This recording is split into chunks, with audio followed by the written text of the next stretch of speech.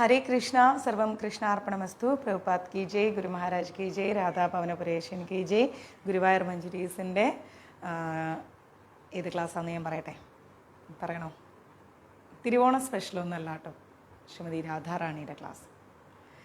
എല്ലാവരും ഇങ്ങനെ ആകാംക്ഷയോടെ കാത്തിരിക്കുകയാണ് ശ്രീമതി രാധാറാണിയുടെ കഥകൾ കേൾക്കാൻ. ഗുരുവായൂർ മഞ്ജരീസിലൂടെ നമുക്ക് ശ്രീമതി രാധാറാണിയുടെ അനുഗ്രഹം ഉണ്ടോ ഇല്ലയെന്നൊന്നും നമുക്ക് അറിഞ്ഞുകൂടാ, ചോദിക്കാനുള്ള അർഹതയും നമ്മുടെ ഈ ജീവിതത്തിലില്ല. എങ്കിലും അമ്മയെക്കുറിച്ച് രണ്ട് വാക്ക് പറയാൻ ശ്രീമതി രാധാറാണി തന്നെ നമ്മളെ അനുഗ്രഹിക്കട്ടെ. അമ്മയോട് നമ്മൾ അനുവാദം ചോദിക്കുകയാണ്, ഭഗവാനോടും ഗുരുപരമ്പരയോടൊക്കെ അനുവാദം ചോദിക്കുകയാണ്. കാരണം അത്രത്തോളം എനിക്ക് പേടിയാണ് രാധാറാണിയുടെ ക്ലാസ് എടുക്കാൻ. ഹരേ കൃഷ്ണ. കാരണം അതൊരു വേറെ ലെവലാണ്. ഭഗവാനോടാണെങ്കിൽ പോലും നമുക്ക് എന്തെങ്കിലുമൊക്കെ എക്സ്ക്യൂസ് പറയാം, പക്ഷേ ശ്രീമതി രാധാറാണിയോടുള്ള എന്താ പറയുക, ഒരു ഭയം അത് വളരെ വലുതാണ്. അപ്പം ശ്രീമതി രാധാറാണിയെക്കുറിച്ച് രാധാഷ്ടമിയോടനുബന്ധിച്ച് നമ്മൾ തുടങ്ങി വെച്ച ക്ലാസ്സാണ്. പിന്നെ ഓണത്തിൻ്റെയൊക്കെ കുറച്ച് തിരക്കൊക്കെ ആയപ്പോഴേക്കും ക്ലാസ്സൊക്കെ 1-2 ദിവസം സ്കിപ്പ് ചെയ്യേണ്ടി വന്നു. ഇനിവേ നമുക്ക് രാധാറാണിയെക്കുറിച്ചുള്ള കഥകൾ കേൾക്കാം അല്ലേ. ഞാൻ കഴിക്കാറില്ല, പായസം ഒന്നും കഴിക്കാറില്ല, എനിക്ക് ഇഷ്ടമല്ല. ഒരു പായസവും കഴിക്കില്ല. ഗുരുവായൂരമ്പലത്തിൽ പോയാൽ പാൽപ്പായസം കുറച്ച് ആ പ്രസാദം എന്നുള്ള അത്രേ, ബാക്കിയൊക്കെ ഇവർ കഴിക്കും. ഞാൻ പായസം മധുരമുള്ളൊരു സാധനം കഴിക്കില്ല. മധുര പലഹാരങ്ങൾ, ബേക്കറി ഐറ്റംസ്, പാൽപ്പായസം അങ്ങനെ നല്ല ഒരു പായസവും കഴിക്കില്ല. ഉണ്ടാക്കും, കഴിക്കില്ല. ശർക്കര വരട്ടി അങ്ങനെയുള്ള ഒന്നും കഴിക്കില്ല, എനിക്കിഷ്ടമല്ല. മിഠായി, ചോക്ലേറ്റ്, ഐസ്ക്രീംസ്,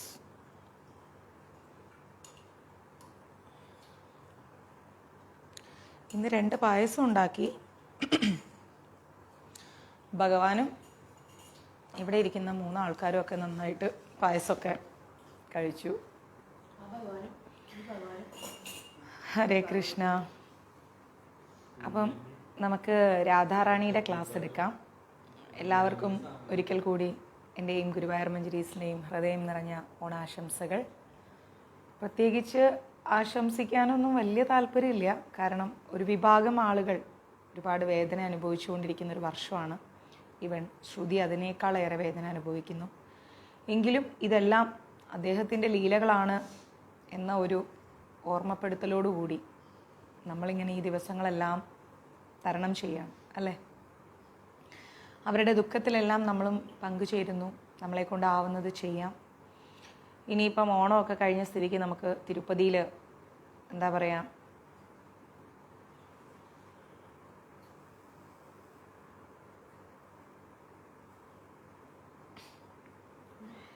തിരുപ്പതിയിൽ അന്നദാനം കൊടുക്കാനുള്ള കാര്യങ്ങളായി. നമ്മൾ അങ്ങനെ പോവാം, ആരും പ്രതികരിക്കണ്ട. ചിലവരുടെ സംസ്കാരം അങ്ങനെയാണ്. അതേ മാറിടത്തിലൂടെയാണ് പാല് കുടിച്ചുകൊണ്ട് അയാൾ വളർന്നത് എന്ന് അയാൾ ചിന്തിക്കുന്നില്ല. അപ്പം അതുകൊണ്ട് സ്ത്രീകളെ ആ രീതിയിൽ കാണുന്ന വ്യക്തികളോട് നമുക്ക് പ്രത്യേകിച്ചൊന്നും പറയാനില്ല, വിട്ടേക്കൂ. നമുക്ക് വയലൻസ് അല്ല ഇഷ്ടം, സൈലൻസാണ്. ഓക്കെ, അതുകൊണ്ട് അതൊന്നും കുഴപ്പമില്ല, അതൊക്കെ ആ വഴിക്ക് വിടാം. നമ്മൾ അതേക്കുറിച്ചൊന്നും ഫീൽ ചെയ്യരുത്. Always be positive. ഓക്കെ, അപ്പോൾ നമ്മൾ ഇനിയുള്ള ദിവസങ്ങളിൽ തിരുപ്പതിയിലേക്ക് അന്നദാനം കൊടുക്കാനും മറ്റു കാര്യങ്ങളൊക്കെ ആയിട്ട് പോവുകയാണ്. അപ്പോൾ ആരെങ്കിലുമൊക്കെ ഇനിയും തിരുപ്പതി അന്നദാനത്തിന് കോൺട്രിബ്യൂട്ട് ചെയ്യാൻ താല്പര്യം ഉണ്ടെങ്കിൽ ചെയ്യാം. വൺസ് മാത്രമേ നമ്മൾ കൊടുക്കൂ. നമുക്ക് എപ്പോഴും തിരുപ്പതി പോലെയുള്ളൊരു സ്ഥലത്ത് പോയിട്ട് അന്നദാനം കൊടുക്കുക എന്ന് പറയുന്നത് പോസിബിൾ അല്ല. ഒരു വട്ടം മാത്രമേ നമ്മൾ കൊടുക്കൂ. ഓക്കെ, മറ്റെന്തെങ്കിലും വിശേഷങ്ങളുണ്ടോ? മഹാബലിയെക്കുറിച്ച് പ്രത്യേകം ഞാനൊരു എക്സ്ട്രാ ക്ലാസ് പറയാത്തത്, അപ്പുറത്ത് ജഗസാക്ഷി പ്രഭു എടുക്കുന്നുണ്ട് ക്ലാസ് മഹാബലിയെക്കുറിച്ച്. അപ്പോൾ അദ്ദേഹം വളരെ ആധികാരികമായിട്ട് എടുത്തുകൊണ്ടിരിക്കുകയാണ്, എനിക്കും ആ ക്ലാസ് കേൾക്കണം. അപ്പോൾ അതുകൊണ്ടാണ് മഹാബലിയെക്കുറിച്ച് പ്രത്യേകിച്ചൊന്നും പറയാത്തത്. എന്തെങ്കിലും ഡൗട്ട്സ് ഉള്ളവരാണെങ്കിൽ ആ ക്ലാസ് കേൾക്കുക, അദ്ദേഹത്തിൻ്റെ ക്ലാസ് കേൾക്കുക. അദ്ദേഹം ആ ക്ലാസ്സിൽ വ്യക്തമായി മഹാബലി തമ്പുരാനെക്കുറിച്ച് പറയുന്നുണ്ട്. ഓക്കെ, അപ്പോൾ നമുക്ക് ഇന്ന് ക്ലാസ് സ്റ്റാർട്ട് ചെയ്യുന്നതിൻ്റെ മുൻപേ നമുക്ക് എന്ത് ചെയ്യാം? Thank you. ഓണം ആശംസിച്ച് എല്ലാവർക്കും ഒത്തിരി താങ്ക്സ്. അപ്പോൾ ഇന്ന് നമുക്ക് ശ്രീമതി രാധാറാണിയെ കുറിച്ചാണ് നമ്മൾ പഠിച്ചുകൊണ്ടിരിക്കുന്നത്. അതിനിടയിൽ നമുക്കൊന്ന് ബർസാന വരെ പോയിട്ട് വരാം. എന്ത് പറയുന്നു? ബർസാന വരെ ഒന്ന് പോയിട്ട് വരാം. നമുക്ക് റെഡിയാണോ എല്ലാവരും ബർസാനയിലേക്ക് പോകാൻ? എത്ര പേർക്ക് ഇഷ്ടമാണ് ബർസാന? ബർസാനയുടേത് എവിടെ?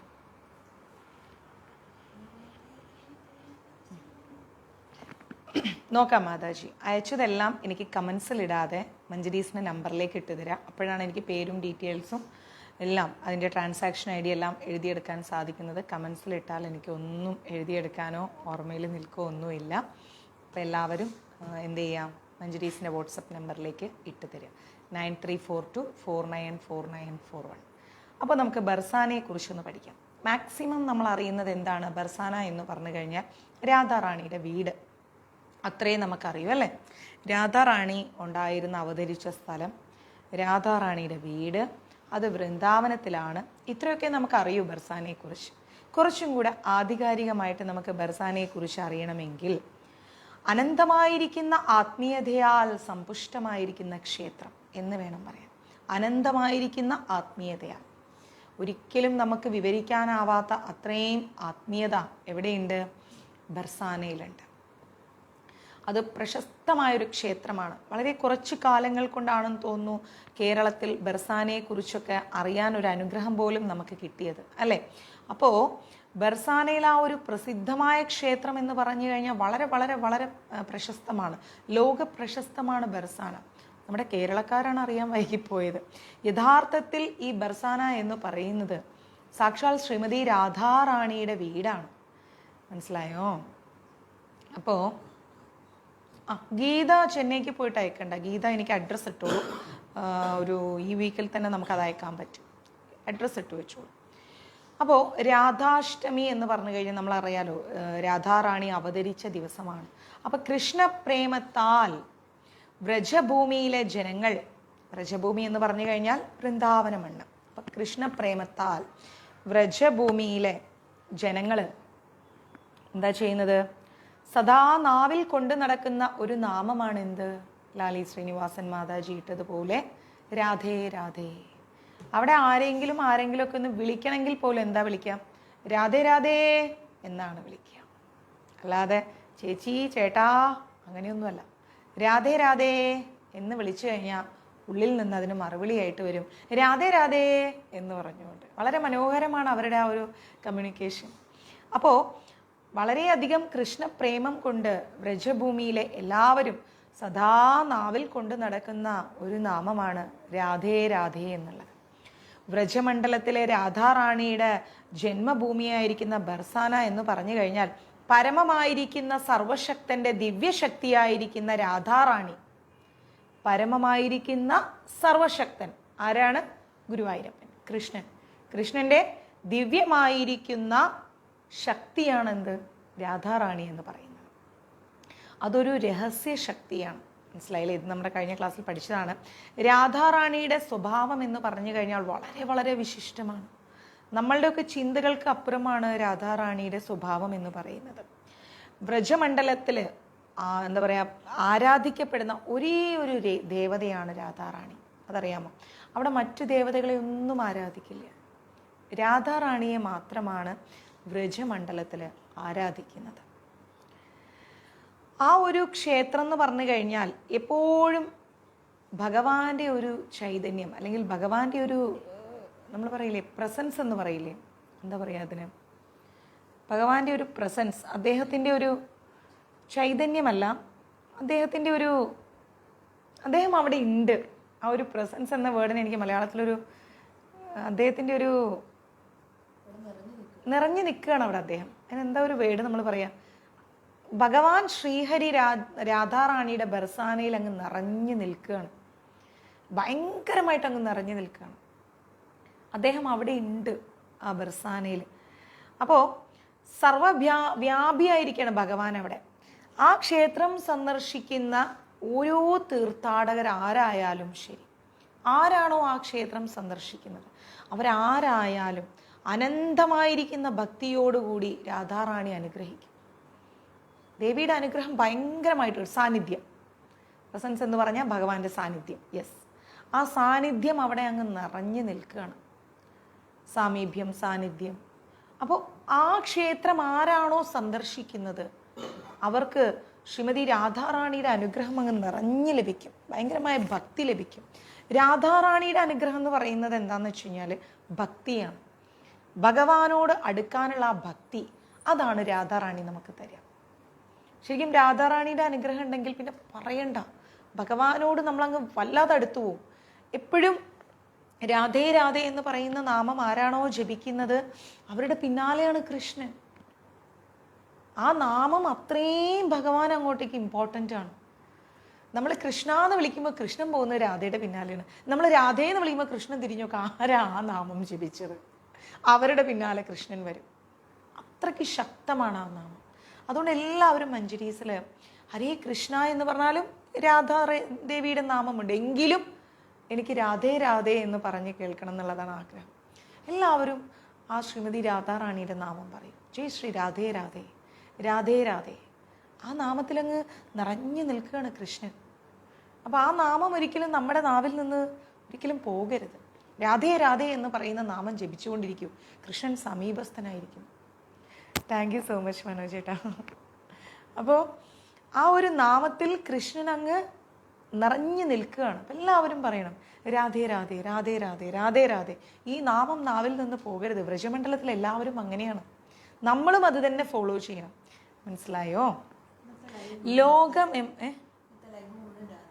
ഇന്നത്തെ ലൈവ് മുഴുവൻ നമ്മൾ രാധേ രാധേ, രാധേ രാധേ. എത്രത്തോളം ആ നാമം ഇടാൻ പറ്റുമോ അത്രത്തോളം ഇട്ടിട്ട് ഭഗവാനെ അങ്ങ് കൺഫ്യൂഷൻ ആക്കി കളയണം. ഭഗവാൻ വ്രജമണ്ഡലത്തിൽ ഇരിക്കുമ്പം ഗുരുവായൂർ മഞ്ജരീസിൽ എല്ലാവരും രാധേ രാധേ നാമം പറഞ്ഞുകൊണ്ടിരിക്കുന്നു, എങ്കിൽ ഞാൻ ഓടി ഗുരുവായൂർ മഞ്ജരീസിൽ എത്തട്ടെ.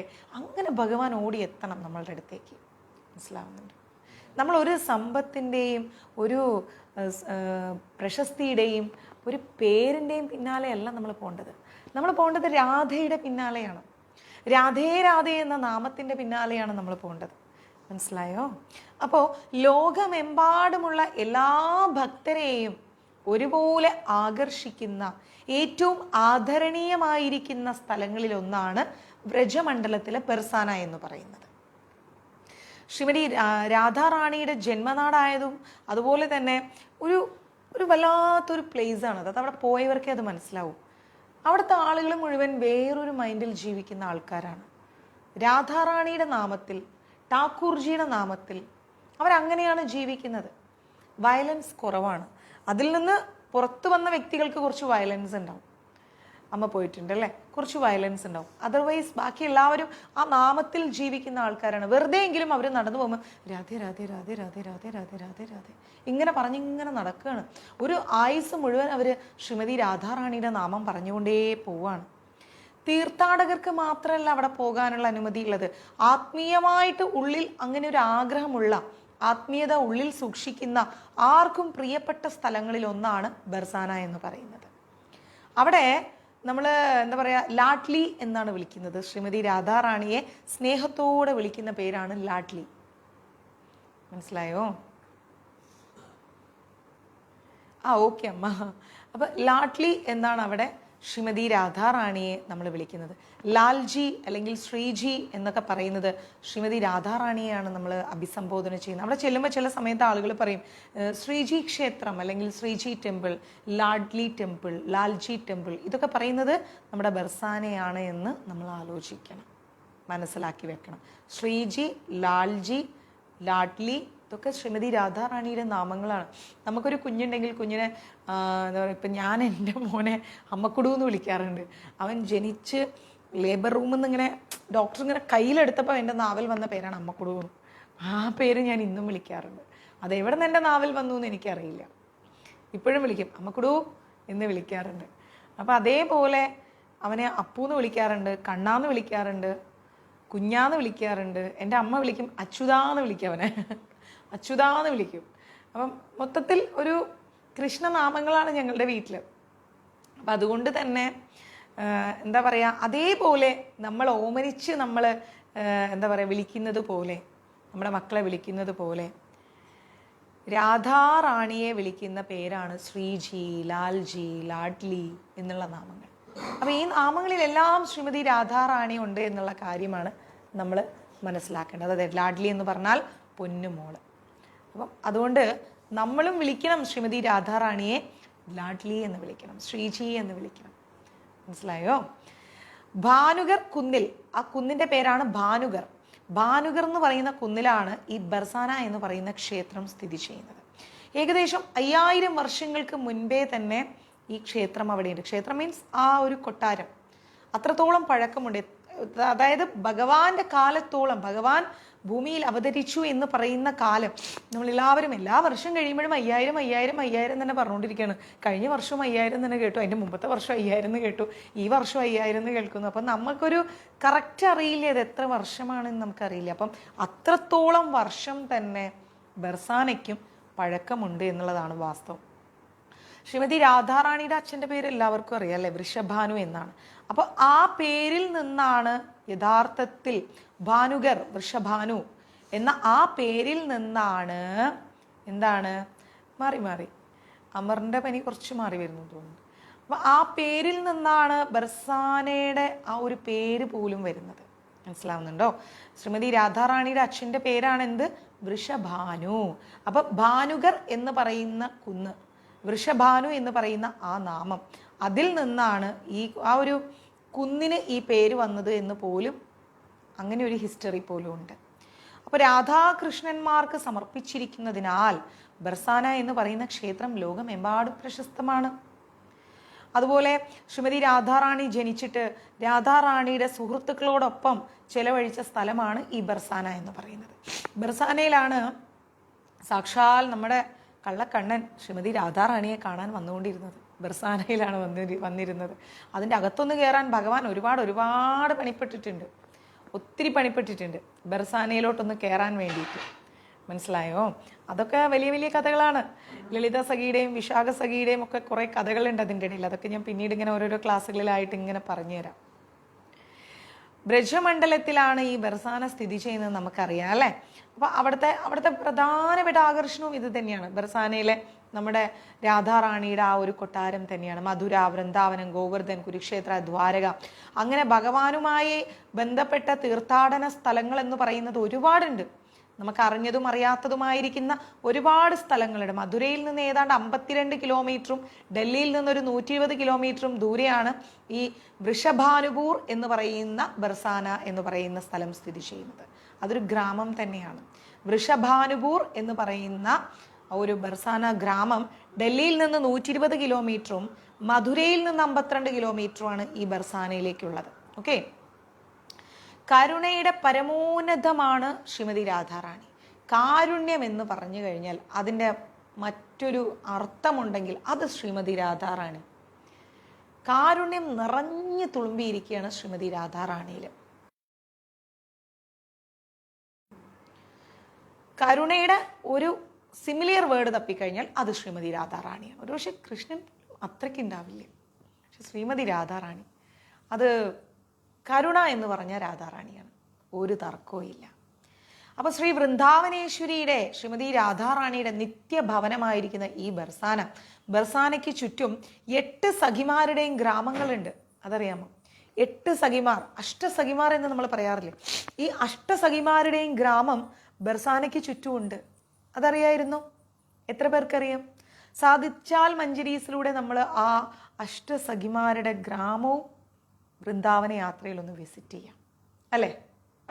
അഷ്ടസഖിമാർ വളരെ ഇമ്പോർട്ടൻ്റ് ആണ്. ഏതായാലും നമ്മൾ അത്ര വഴിയകലും പോകുന്നു. നമ്മുടെ യാത്ര നേരെ ജഗന്നാഥ്പുരി, അവിടെ നിന്ന് വൃന്ദാവനം. അപ്പോൾ ഈ അഷ്ടസഖിമാരുടെ ഗ്രാമം കൂടി നമുക്കൊന്ന് കറങ്ങിയിട്ട് വരാം. കുറച്ച് ആ ഒരു ഗ്രാമത്തിൻ്റെ ചുറ്റുവട്ടത്തായിട്ടാണ്. അവിടെ ആ 8 ഗ്രാമങ്ങൾ എന്ന് പറഞ്ഞു കഴിഞ്ഞാൽ സംക്രിഘോർ അതൊരു ഗ്രാമം, പിലിഭോഘർ അത് 2ാമത്തെ ഗ്രാമം, കൃഷ്ണകുണ്ഡ അത് 3ാമത്തെ ഗ്രാമം, മോർക്കുടി 4ാമത്തത്. അങ്ങനെ 8 ഗ്രാമങ്ങളും അവിടെയുണ്ട് എന്നുള്ളതാണ്. അഷ്ടസഖിമാരുടെ 8 ഗ്രാമങ്ങളും അവിടെയുണ്ട്. വൃഷഭാനു മഹാരാജാവിൻ്റെ കൊട്ടാരവും ലാഡ്ലിലാൽ ക്ഷേത്രവും എല്ലാം ഈ ധാമത്തിലുണ്ട്. നമുക്ക് ആ 8 ഗ്രാമങ്ങളും ഒന്ന് പോയി നോക്കണം. എന്തൊക്കെയാ അവസ്ഥ എന്നൊന്നും അറിയാലോ അല്ലേ. അവിടേക്ക് ഒന്ന് കാലുകുത്താൻ പറ്റുക എന്ന് പറഞ്ഞാൽ വലിയ അനുഗ്രഹം അല്ലേ. അപ്പോൾ സാക്ഷാൽ ഗുരുവായൂരപ്പൻ നമ്മുടെ കൃഷ്ണൻ എന്താ ചെയ്യുന്നത്? നമ്മുടെ എല്ലാ ബന്ധങ്ങളെയും അങ്ങ് മോഷ്ടിച്ച് കളയും ഭഗവാൻ. എല്ലാ ബന്ധങ്ങളെയും മോഷ്ടിച്ച് കളയും.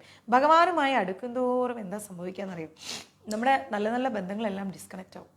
അതായത് നമ്മളുടെ പോയിന്റ് ഓഫ് വ്യൂവിൽ, നമ്മുടെ കണ്ണിൽ നല്ല ബന്ധങ്ങളാണ് എന്ന് നമ്മൾ വിശ്വസിച്ചിരുന്ന ബന്ധങ്ങളെല്ലാം ഡിസ്കണക്റ്റ് ആവും. കാരണം എന്താ, അതൊന്നും നമ്മൾക്ക് നല്ലതല്ല എന്ന് ഭഗവാൻ ആഴത്തിലിറങ്ങി ചിന്തിച്ച് മനസ്സിലാക്കുന്നതാണ്. നിങ്ങൾ ട്രൈ ചെയ്ത് നോക്കൂ. നമ്മൾ കൃഷ്ണനെ ആരാധിച്ച് വേണമെങ്കിൽ തീർത്തും നമ്മളൊരു ഒറ്റപ്പെട്ട അവസ്ഥയിലേക്ക് വരുന്നത് കാണാം. നമുക്ക് ചുറ്റുമുണ്ടായിരുന്ന, നമുക്ക് വളരെ ഇമ്പോർട്ടൻ്റ് ആണെന്ന് തോന്നിയിരുന്ന, വളരെ നമ്മളങ്ങോട്ട് ലൈഫിൽ ഏറ്റവും ടോപ്പസ്റ്റ് ലെവലിൽ വെച്ചിരുന്ന ബന്ധങ്ങൾ പോലും നമുക്ക് നഷ്ടപ്പെടും. നിസാരം കാര്യങ്ങൾക്ക് നഷ്ടപ്പെടും. അതെന്താ സംഭവം എന്നറിയോ, ഭഗവാൻ അത് മാറ്റുകയാണ്. ഒരു നിമിഷ നേരത്തേക്കെങ്കിലും അവർ നമ്മൾക്കെതിരെ ചിന്തിച്ചിട്ടുണ്ടെങ്കിൽ അതുപോലും ഭഗവാൻ ക്ഷമിക്കില്ല.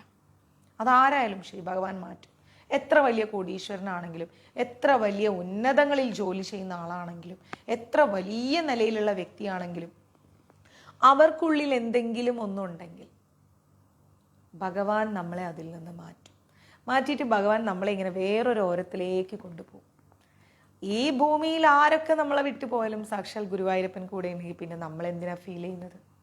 ഭഗവാൻ ദുര്യോധനനോട് ചോദിച്ചതുപോലെ നാരായണന് വേണോ നാരായണ സേന വേണോ എന്ന് ചോദിച്ചപ്പം നാരായണ സേനയാണല്ലോ വലുതെന്ന് ഓർത്തോണ്ട് ദേഷ്കുണ്ടോ, നാരായണ സേനയാണല്ലോ വലുതെന്ന് ഓർത്തോണ്ട് അദ്ദേഹം നാരായണ സേന പറഞ്ഞു. പക്ഷെ നാരായണനാണ് ഇതിന് അടിസ്ഥാനം എന്നുള്ള കാര്യം മറന്നുപോയി. അപ്പം അതേപോലെ ഭഗവാൻ നമ്മളിൽ നിന്ന് എല്ലാ ബന്ധങ്ങളെയും മാറ്റിയിട്ട് ഭഗവാൻ ഇങ്ങനെ ഒരു പിടുത്തോണ്ട് നമ്മളെ അങ്ങ് ചേർത്തങ്ങ് പിടിച്ചിട്ട് ഭഗവാൻ പറയും, ഒന്നും വേണ്ട, ഞാനുണ്ട്, നമുക്കത് മതി. താങ്ക് യു അച്ഛ. നമുക്കതൊക്കെ മതി. ഇതിൽ കൂടുതൽ എന്താണ്? നിനക്ക് എന്താ വേണ്ടേ? ഭക്ഷണോ? ഞാൻ തരാം. നിനക്ക് എന്താ വേണ്ടേ? വസ്ത്രോ? ഞാൻ തരാം. സ്നേഹം വേണോ? ഞാൻ തരാം. കൂട്ടുകൂടണോ? കളിക്കണോ? ചിരിക്കണോ? നിനക്ക് സമാധാനമായി കിടന്നുറങ്ങണോ? ഭാരങ്ങളില്ലാതെ ജീവിക്കണോ? ഞാൻ തരാം. ഞാൻ കൃഷ്ണനാണ്, ഞാൻ തരാം എന്ന് ഭഗവാൻ പറയുന്നു. അപ്പൊ നമ്മൾ ഒരിക്കലും ആ മാറിടത്തിൽ ചാഞ്ഞു കിടന്നിട്ട് നഷ്ടങ്ങളിലേക്ക് തിരിഞ്ഞു നോക്കരുത്. ഒരിക്കലും തിരിഞ്ഞു നോക്കരുത്. നമ്മൾ എന്ത് ചെയ്യണം? ആ മാറിടത്തിന്റെ ചൂട് പറ്റി അങ്ങനെ കിടക്കണം. ഒരമ്മയുടെ നെഞ്ചോട് ചേർന്ന് ഒരു കുഞ്ഞ് എങ്ങനെ കിടക്കൂ അതേപോലെ കിടക്കണം. കാരണം നമ്മൾ ഭക്ഷണം കഴിക്കുമ്പോൾ നമ്മുടെ അച്ഛനും അമ്മയും രണ്ട് സൈഡിൽ ഇരുന്ന്, ഇപ്പം അച്ഛൻ കൂടെ ഇരുന്ന് കഴിക്കുകയാണ്, അമ്മ വിളമ്പി തരികയാണെങ്കിൽ അതിനേക്കാൾ ഒരു ആനന്ദം വേറെ ഇല്ല. ഞാൻ 2-3 ദിവസം മുമ്പേ പോലും അത് അനുഭവിച്ചതാണ്. അതിലും വലിയൊരു ആനന്ദം, സന്തോഷം നമ്മൾ അറിയാതെ അങ്ങ് ഭക്ഷണം കഴിച്ചു പോവും. ആ രുചി ഒരു വല്ലാത്ത രുചിയാണ്, പറയാൻ പറ്റാത്തൊരു രുചിയാണ്. എത്ര കഴിച്ചാലും നമുക്ക് മതി വരില്ല. കാരണം അതിൽ അത്രയും സ്നേഹമുണ്ട്, കാരുണ്യമുണ്ട്, നമ്മളെക്കുറിച്ചുള്ള ചിന്തകളുണ്ട്, അല്ലേ? നമ്മൾ നോൺ വെജ് കഴിക്കാത്തത് എന്താണ്? ഉള്ളിയും വെളുത്തുള്ളിയും സവാളയും കഴിക്കാത്തത് നമ്മുടെ ബോധത്തെയാണ് അത് ബാധിക്കുന്നത്. ബോധമണ്ഡലത്തെ അത് നശിപ്പിച്ച് കളയും. അപ്പോൾ അതേപോലെ നമ്മുടെ അച്ഛനും അമ്മയും തൊട്ടപ്പുറത്തും ഇപ്പുറത്തും ഇരുന്ന് നമ്മൾ കഴിക്കുമ്പോൾ നമ്മുടെ ബോധത്തെയാണ് അത് കണക്റ്റ് ആവുന്നത്. ആ ബോധത്തിൽ അത് കണക്റ്റ് ആവുമ്പം ആ രുചി എന്ന് പറഞ്ഞാൽ വല്ലാത്ത രുചിയാണ്. ഞാൻ എന്നെ മറന്ന് ഭക്ഷണം കഴിച്ചു പോകാറുണ്ട്. അതെൻ്റെ അച്ഛനും അമ്മയ്ക്ക് അറിയാം. അവരപ്പുറത്തും ഇപ്പുറത്തും ഇരിക്കുന്നുണ്ടെങ്കിൽ ഞാൻ കഴിക്കുന്ന ഭക്ഷണത്തിന് ലിമിറ്റില്ല. വിഷ്ണു കണ്ടതാണ് അല്ലേ? വിഷ്ണു, അമ്മ വിളമ്പി തരുന്നു, അച്ഛൻ അപ്പുറത്തിരിക്കുന്നു.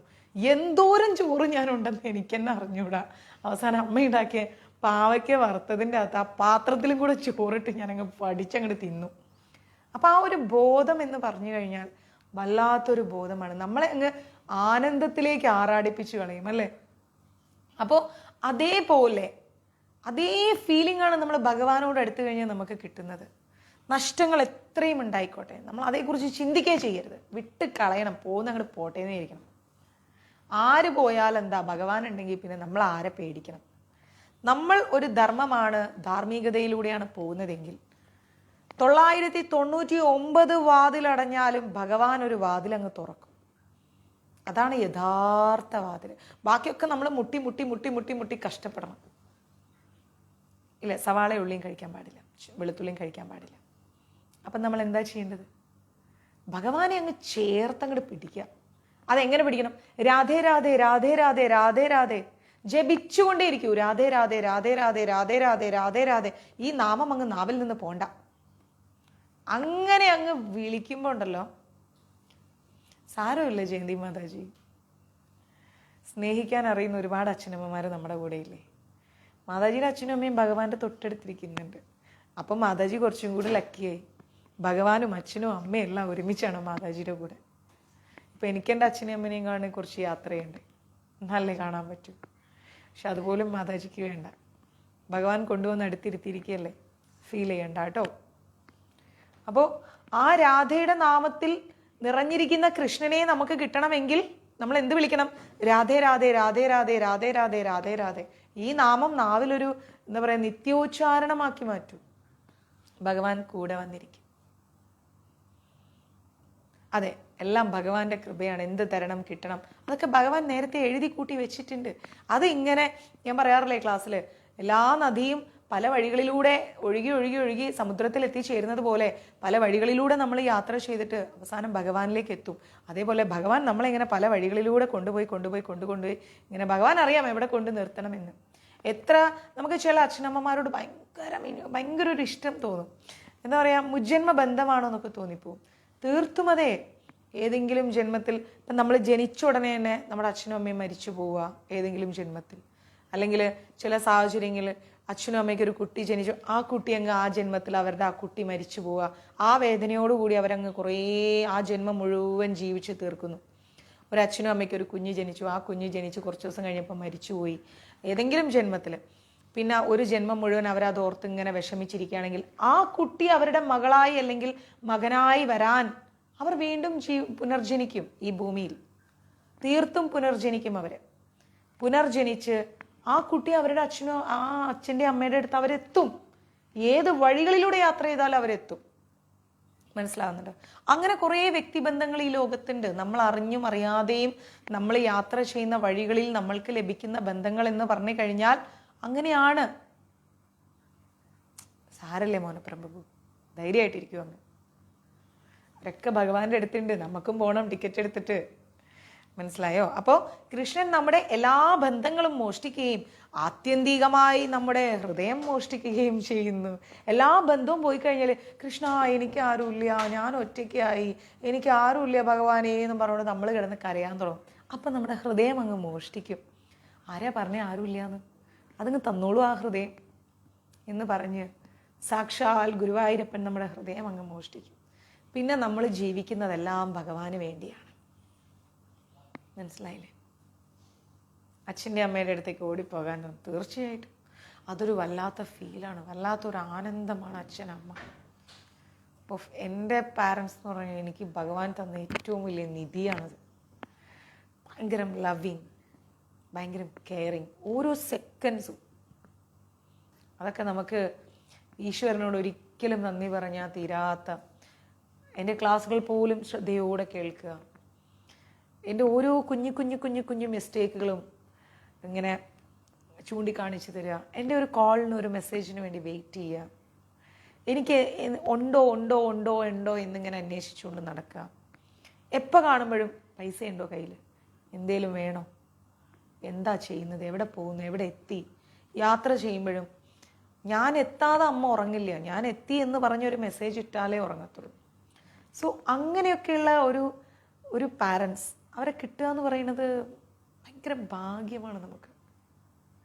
ഒരിക്കലും അതൊന്നും ഒരു എന്താ പറയുക പകരം വെക്കാനില്ലാത്ത ബന്ധങ്ങളാണ് അതൊക്കെ.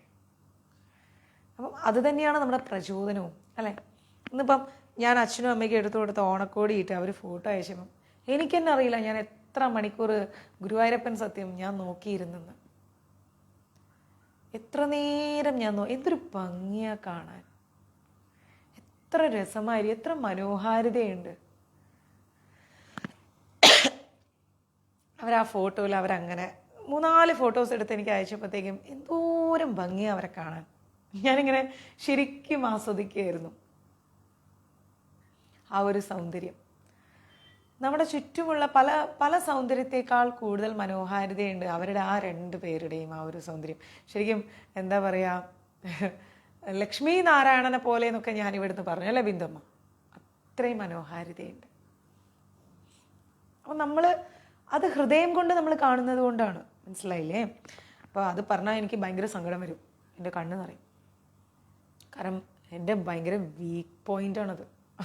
അച്ഛനമ്മ എന്ന് പറയുന്നത് ഭയങ്കര വീക്ക്നെസ്സാണ്. ഞാൻ ഭയങ്കര സെൻസിറ്റീവാണ് അവരുടെ കാര്യത്തിൽ. അമ്മയെ ഞാൻ നന്നായി വഴക്ക് പറയട്ടോ. കുട്ടി കുട്ടി കാര്യങ്ങൾക്കെല്ലാം വലിയ എസ്സേ അങ്ങോട്ട് എഴുതി അയക്കും.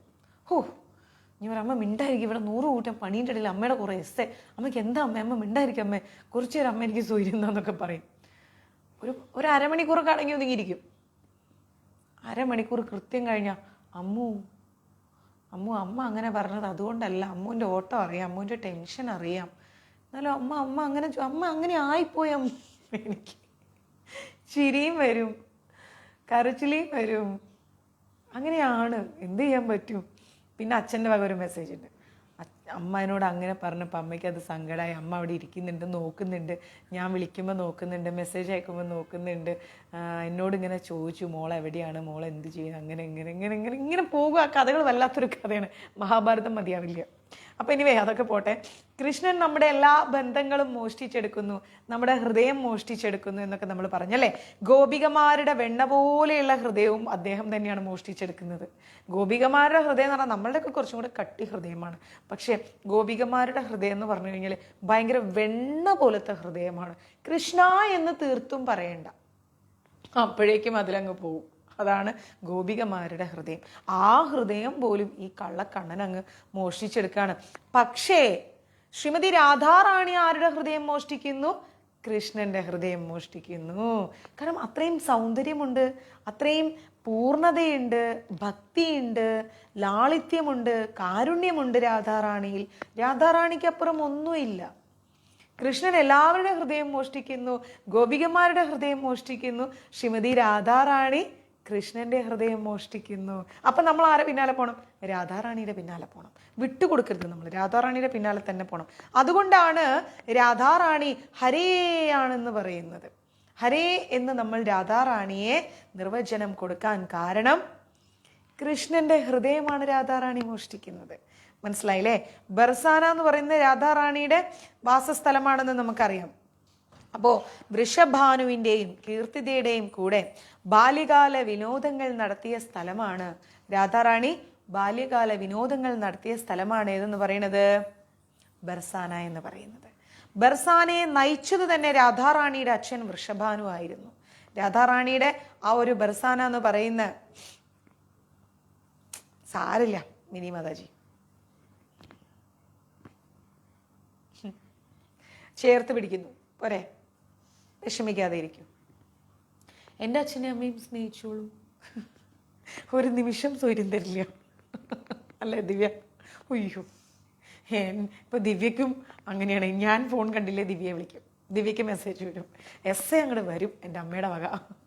സ്നേഹിച്ചാൽ എല്ലാവരെയും ചേർത്ത് പിടിക്കാൻ അറിയുന്ന 2 ഹൃദയങ്ങളാണ്. 2 അല്ല 1.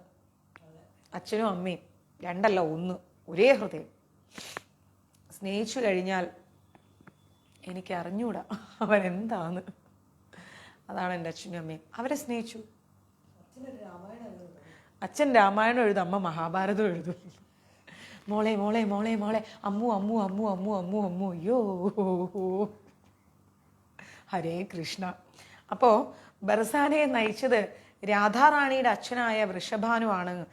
രാധാറാണിയുടെ അമ്മ കീർത്തിതയുമായിരുന്നു. അപ്പോൾ കുട്ടിക്കാലത്ത് രാധാറാണിയെ അവർക്ക് കിട്ടിയപ്പോൾ വൃഷഭാനുവും കീർത്തിദ മാതാവും വളരെയധികം സന്തോഷിച്ചെങ്കിലും നമ്മുടെ രാധാറാണി കണ്ണു തുറന്നില്ല. ആലോചിച്ച് നോക്കണം. അവർക്ക് രാധാറാണിയെ കിട്ടി, പക്ഷെ രാധാറാണി കണ്ണു തുറക്കുന്നില്ല. ആദ്യമായി രാധാറാണി കണ്ണു തുറന്നത് എപ്പോഴാണ്? കൃഷ്ണനെ സ്പർശിച്ചപ്പോൾ. അപ്പം ആ ബന്ധത്തിൻ്റെ തീവ്രതയൊന്ന് നോക്കൂ. കൃഷ്ണനെ സ്പർശിച്ചപ്പോഴാണ് രാധാറാണി ആദ്യമായി കണ്ണു തുറക്കുന്നത്. ബർസാനയിലെ യഥാർത്ഥത്തിൽ ഇരിക്കുന്നത് 4 കുന്നുകളാണ്. ബർസാനയിൽ വൃഷഭാനുഗൺ, ധാൻഗൺ, വിലാസ്ഗൺ, മാൻഗൺ. എന്തൊക്കെയാണ്? വൃഷഭാനുഗണ്ട്, ധാൻഗണ്ട്, വിലാസ്ഗണ്ട്, മാൻഗണ്ട്. ഇതാണ് 4 കുന്നുകൾ.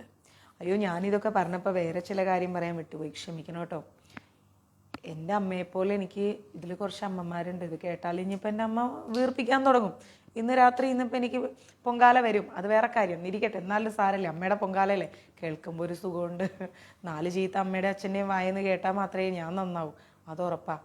അപ്പോൾ അതുപോലെ കുറച്ച് അമ്മമാരുണ്ട് കേട്ടോ. പ്രസന്ന അമ്മ, ത്രിവേണി അമ്മ, ഭാരതി അമ്മ, ഓമനക്കുട്ടൻ, പിന്നെ പിന്നെ അല്ല അതെൻ്റെ അമ്മ, പിന്നെ ശ്രീജ അമ്മ. ദൈവമേ ഇനി പേര് പറഞ്ഞില്ല എന്ന് പറഞ്ഞാൽ അടിയാവുമല്ലോ ഈശ്വര. എല്ലാവരെയും കയറി അമ്മ അമ്മ അമ്മ എന്ന് വിളിക്കണോണ്ട് പേരങ്ങോട്ടേക്ക്. ഓ ശാന്ത അമ്മ. അയ്യോ ഈശ്വര, ഈ ലൈവ് കണ്ടാ ഇനി അടിയാവും. അമ്മമാർ ഇഷ്ടം പോലെ അമ്മമാർ. കൃഷ്ണ, ഗുരുവായൂരപ്പ, നാരായണ, മഹാദേവ, എന്നെ രക്ഷിക്കണേ. ഞാൻ ഏത് സമയത്താണോ ഇത് പറയാൻ തോന്നിയത്. എൻ്റെ പേര് പറഞ്ഞില്ല. എൻ്റെ എല്ലാ അമ്മമാരും. രാജലക്ഷ്മി അമ്മ, അയ്യോ അമ്മ, ഹരേ കൃഷ്ണ. അപ്പം അത്രയും അമ്മമാരുടെ സ്നേഹം അനുഭവിക്കാൻ സാധിക്കുന്നതിനേക്കാൾ കൂടുതൽ വലിയ സമ്പത്തും അനുഗ്രഹവും ഒന്നും ഈ ഭൂമിയിൽ എനിക്കുണ്ടെന്ന് എനിക്ക് തോന്നുന്നില്ല. എൻ്റെ അമ്മയുടേത് എനിക്ക് ഇവിടം വരെയുണ്ട്. അതിനോടൊപ്പം എൻ്റെ ഈ അമ്മമാരുടെയും കൂടെ സ്നേഹം അനുഭവിക്കാൻ സാധിക്കുക എന്ന് പറയാം. ബിന്ദുമ്മ പിന്നെ എൻ്റെ കൂടെ ഉണ്ട്, നിഴല് പോലെയുണ്ട്. ഞാൻ കണി കാണുന്നത്. പിന്നെ ഈശ്വര, നാരായണ, ഗുരുവായൂരപ്പ, ശ്രീദേവി അന്തർജനം, ശ്രീദേവി അമ്മ, അതും എൻ്റെ കൂടെ സന്തത സഹചാരിയാണ്. ഇപ്പോൾ ഒരു ചെറിയ വഴക്കിലൊക്കെ ഇരിക്കുകയാണ്, ഓണത്തിന് ചെന്നില്ല എന്നൊക്കെ പറഞ്ഞിട്ട്. അത് അവിടെ ചെന്നൊന്ന് കെട്ടിപ്പിടിച്ചൊരു ഉമ്മയൊക്കെ കൊടുത്തൊന്ന് സോപ്പിട്ടാൽ ഒന്ന് ശരിയാവുമെന്ന് വിശ്വസിക്കപ്പെടുന്നു. നോക്കാം. അപ്പം എന്നെ നോക്കിയില്ല, എന്നെ വിളിച്ചില്ല, എൻ്റെ അടുത്ത് വന്നില്ല, ചില സാങ്കേതിക കാരണങ്ങൾ കൊണ്ടാണ്, മറ്റൊന്നുമല്ല.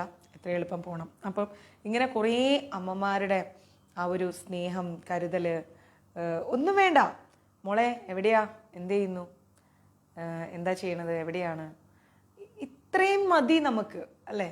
ആ ഒരു ചോദ്യം. അപ്പം അമ്മ എന്ന് പറയുന്നത് ഒരു വല്ലാത്ത ഒരു അവസ്ഥയാണ്. നമ്മൾ പോലും അമ്മമാരായിട്ട് നമ്മൾ പോലും അത്രയും കാരുണ്യത്തിലേക്ക് എത്തിയിട്ടില്ല എന്നുള്ളതാണ് വാസ്തവം. അത്രയും ഉണ്ട് അമ്മ എന്ന് പറയുന്ന പദത്തിൻ്റെ അർത്ഥം. അതുകൊണ്ട് ജീവിച്ചിരിക്കുമ്പം ഒരിക്കലും നമ്മൾ അച്ഛനമ്മമാരെ മിസ് ചെയ്യരുത്. ഓക്കെ, ഇന്ന് ഓണത്തിന് ഞാൻ തന്ന ചെറിയൊരു മെസ്സേജ്, ഒരിക്കലും മിസ് ചെയ്യരുത്.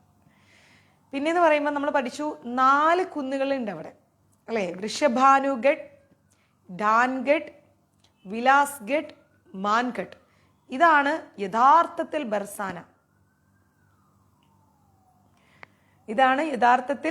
ബർസാന.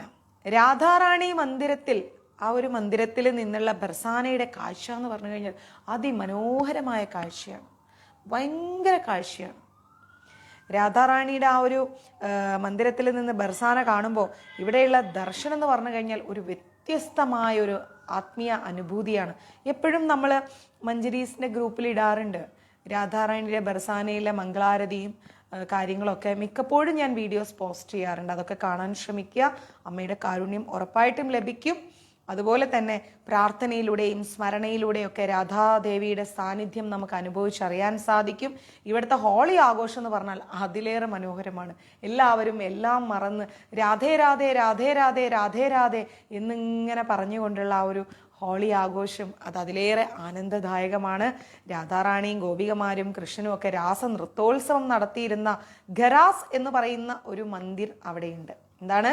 രാധാറാണിയും ഗോപികമാരും കൃഷ്ണനും ഒക്കെ രാസ നൃത്തോത്സവം നടത്തിയിരുന്ന സ്ഥലത്തിന്റെ പേരാണ് ഖരാസ്. ഇതൊക്കെ അറിയാമായിരുന്നു ആർക്കെങ്കിലും? ഖരാസ് എന്ന് പറയുന്ന വളരെ ആ ഒരു മന്ദിരത്തിന്റെ അടുത്തായിട്ട് സ്ഥിതി ചെയ്യുന്ന രഹസ്യമായിരിക്കുന്ന ഒരു സ്ഥലമുണ്ട്, രാസ് മണ്ഡപം എന്ന് പറയും. രാസ് മണ്ഡപം, ഈ സ്ഥലം എന്ന് പറഞ്ഞു കഴിഞ്ഞാൽ രാഗാനുഗ ഭക്തരുടെ ഒരു രഹസ്യ ആരാധനാലയമാണ്. രാഗാനുഗ ഭക്തർ എന്ന് പറഞ്ഞാൽ എന്താന്നുള്ളത് ലാസ്റ്റ് ക്ലാസ്സിൽ നമ്മൾ പഠിച്ചിരുന്നു, അല്ലേ? രാഗാനുഗ ഭക്തർ പഠിച്ചിട്ടില്ലേ? ഓർമ്മയില്ലേ രാഗാനുഗ ഭക്തർ എന്ന് പറഞ്ഞാൽ എന്താണെന്നുള്ളത്?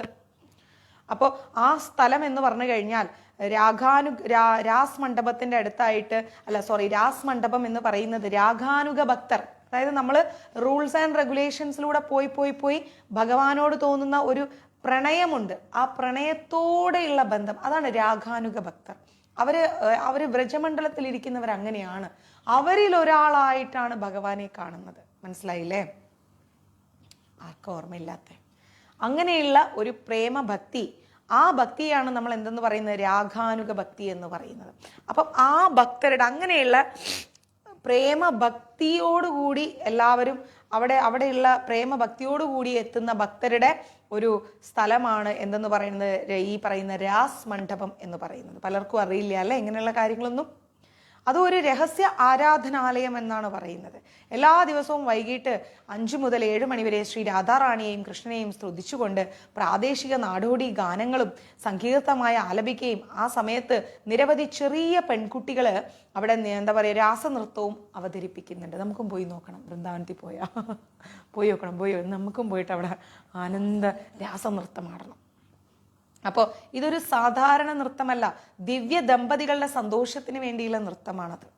മനസ്സിലാവുന്നുണ്ടോ? അങ്ങനെ ഒരു പ്രാർത്ഥനയോട് കൂടിയാണ് അവിടെ ആ ഒരു നൃത്തം അവർ ചെയ്യുന്നത്.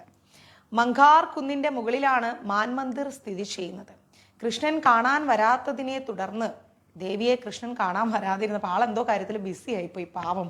വരാതെ ആയപ്പോൾ രാധാറാണിക്ക് ദേഷ്യം വന്ന് അവിടെ പോയിരുന്നു. ആ സ്ഥലത്തിന്റെ പേരാണ് മങ്കാർ കുന്ന് എന്ന് പറയുന്നത്. മനസ്സിലാവുന്നുണ്ട്? അവിടെ ഒരു ഗുഹയുണ്ട് താഴെ.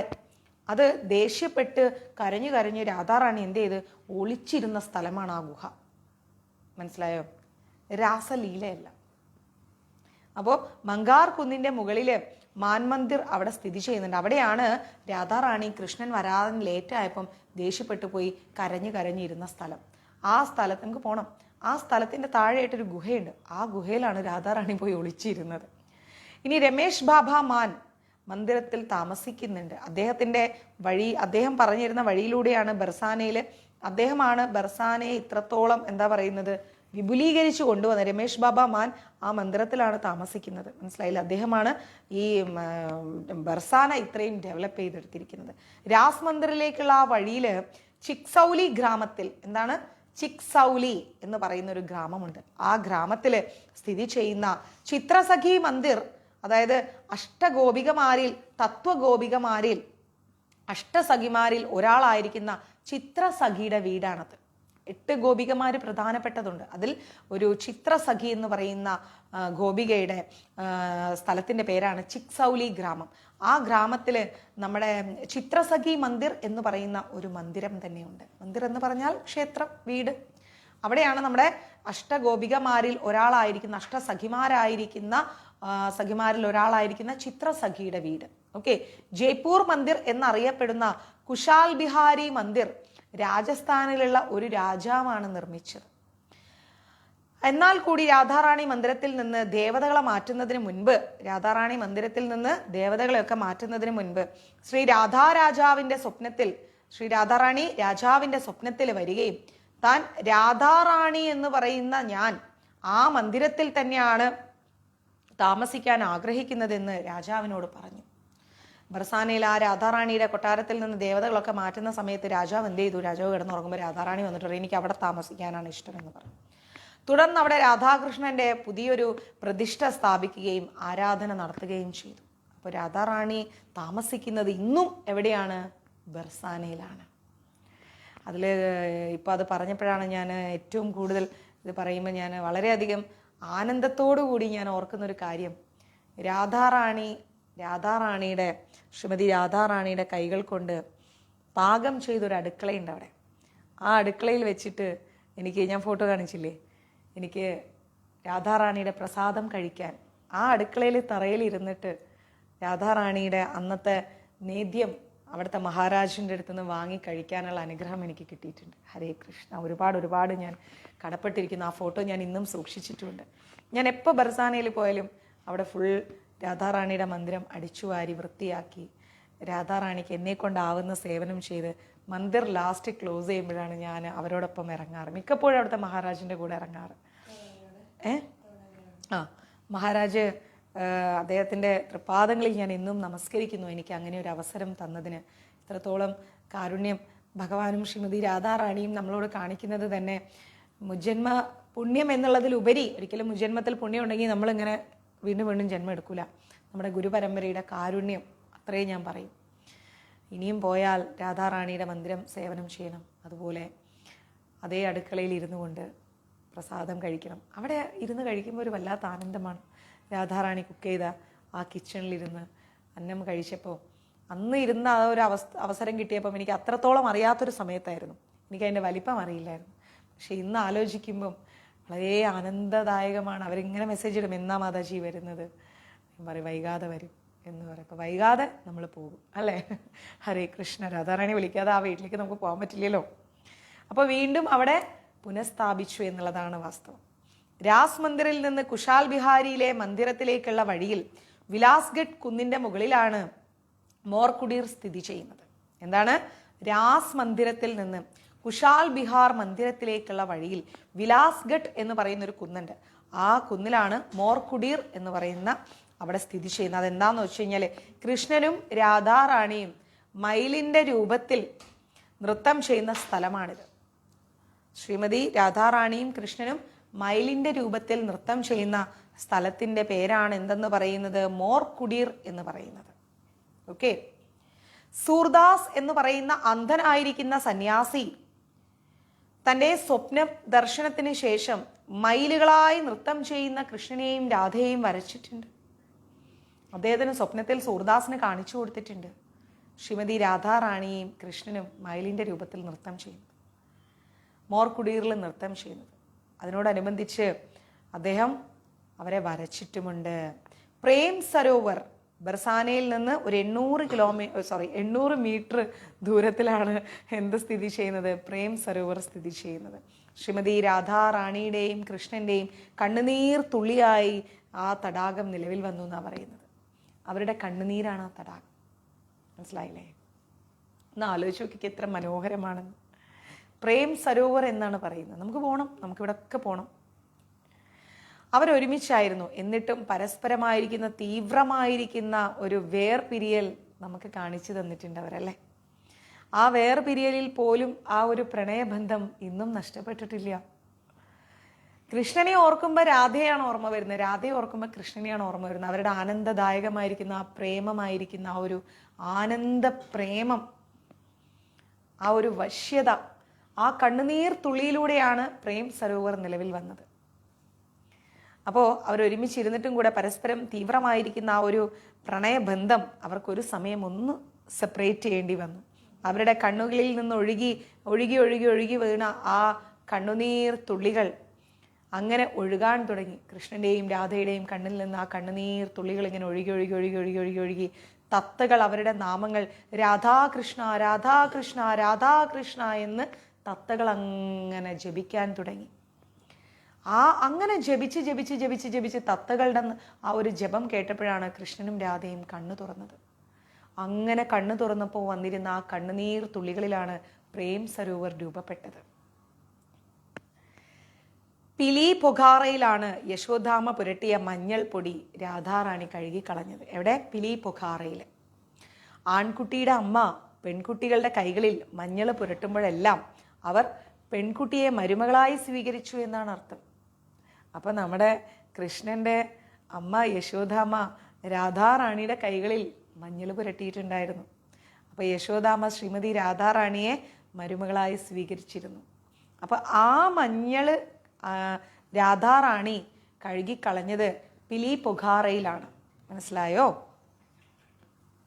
ഒരിക്കൽ രാധാറാണി നന്ദഗാവിൽ പോയപ്പോൾ, നന്ദഗാവ് നമുക്ക് കാണാം കേട്ടോ. അപ്പം നന്ദഗാവിൽ പോയ സമയത്ത് എന്താ ഉണ്ടായത്? യശോദാമ്മ എന്ത് ചെയ്തു? രാധാറാണിയുടെ കൈകളിൽ എന്താ പറയുക, ഇങ്ങനെ കുറേ മഞ്ഞൾ പുരട്ടിക്കൊടുത്തു.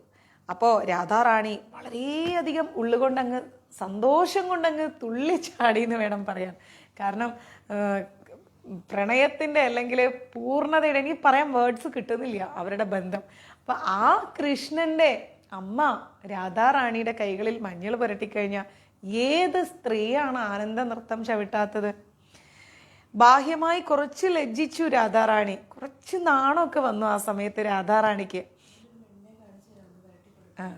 അപ്പോൾ ഒരുപാട് അങ്ങ് എന്താ പറയണത്, മുളക് കലക്കി തേച്ചറിയാൻ. ഇവിടെ വിഷ്ണു പറയാണ്, അമ്മേ ഞാനൊരു പെങ്കൊച്ചിനെ കാണിച്ചാൽ അമ്മ മഞ്ഞൾ വരട്ടുമെന്ന്. നല്ല അരച്ച് വെച്ച മുളക് കൂടി ഇരിക്കുന്നു, നന്നായിട്ട് അങ്ങോട്ട് കലക്കിയിട്ട് അങ്ങോട്ട് തേച്ച് കൊടുക്കണം ഞാൻ കയ്യിൽ, കണ്ണിലും മൂക്കിലും ചെവിയിലും ഒക്കെ തേച്ച് കൊടുക്കാം. അപ്പോൾ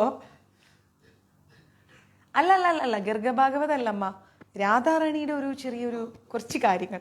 രാധാറാണി അമ്മ പറഞ്ഞപ്പോൾ രാധാറാണി അമ്മയുടെ കുറച്ച് കാര്യം, എനിക്കിത് പറയാനുള്ള അറിവൊന്നുമില്ല, പക്ഷെ എന്തോ അല്ലേ, രാധാറാണി അമ്മയുടെ കുഞ്ഞു കുഞ്ഞു കാര്യങ്ങൾ, എനിക്കറിയാവുന്ന കുറച്ച് കാര്യങ്ങളമ്മ, ഇതിലും എത്രയോ വലുതാണ് ശ്രീമതി രാധാറാണിയുടെ കാര്യങ്ങൾ. അപ്പോൾ രാധാറാണി ഒരുപാട് ഉള്ളിൽ സന്തോഷിക്കുകയും ഒപ്പം പുറത്ത് കുറച്ച് ലജ്ജ തോന്നി രാധാറാണിക്ക്. മനസ്സിലായോ? വല്ലാതെ ലജ്ജിച്ചു രാധാറാണി. പിന്നെയോ ബർസാനയിലെ ആളുകളൊക്കെ മഞ്ഞൾ കണ്ടതിന് ശേഷം എന്താ വിചാരിക്കുക? രാധാറാണി ആലോചിച്ചു, എൻ്റെ കയ്യിൽ ഈ മഞ്ഞൾ കാണുമ്പം ബർസാനയിൽ ചെന്നാൽ, കാരണം രാധാറാണി നന്ദകാവിൽ വന്നിരിക്കുകയാണ്, കൃഷ്ണൻ്റെ വീട്ടിൽ വന്നിരിക്കുകയാണ്. അപ്പം അമ്മ ആണെങ്കിൽ കയ്യിലൊക്കെ മഞ്ഞൾ തേച്ചു, ഞാൻ ഈ മഞ്ഞളും കൊണ്ട് ബർസാനയിൽ പോയാൽ അവിടെയുള്ള ആൾക്കാരൊക്കെ എന്താ വിചാരിക്കുക എന്ന് കരുതിക്കൊണ്ടാണ് പിലി പൊഖാറയിൽ പോയിട്ട് രാധാറാണി ഈ കൈകൾ അങ്ങ് കഴുകുന്നത്. അന്ന് മുതൽ പിലി പൊഖാറ മഞ്ഞ നിറത്തിലാണ്. ഹരേ കൃഷ്ണ ഹരിബോൽ. രാധാറാണി കൈകൾ കഴുകിയ ആ പിലി പൊഖാറ മഞ്ഞ നിറത്തിലാണ്. ഇപ്പോഴും അത് മഞ്ഞ നിറത്തിലാണ്. എന്ത് വേണം ഇതിൽ കൂടുതൽ അല്ലേ? രാധാറാണിയുടെ പ്രധാനപ്പെട്ട ഗോപികളുടെ ഗ്രാമങ്ങളെല്ലാം അവിടെ ബർസാനയ്ക്ക് ചുറ്റുമാണെന്ന് നമുക്കറിയാം അല്ലെ. ലളിത സഖിയുടെ ഗ്രാമവും ജന്മസ്ഥലമായിരിക്കുന്ന ഉഞ്ചഗാവ് എന്ന് പറയുന്ന സ്ഥലം, ലളിത സഖിയുടെ ഗ്രാമത്തിന്റെ പേരാണ് ഉഞ്ചഗാവ്.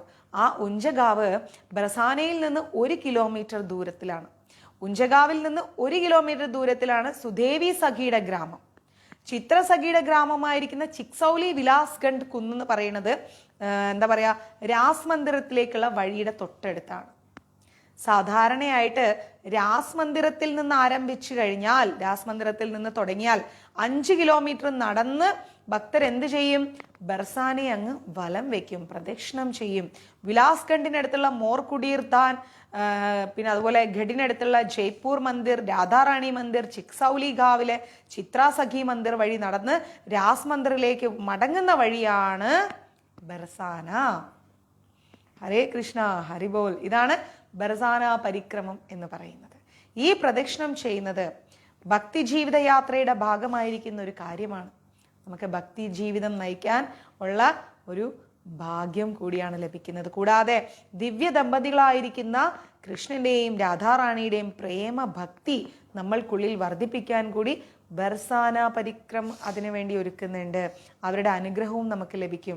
ആധ്യാത്മികമായിരിക്കുന്ന ഉന്നതരായിരിക്കുന്ന ഒരുപാട് വിശുദ്ധന്മാർ ഇപ്പോഴും ബർസാനയിൽ വസിക്കുന്നുണ്ട്.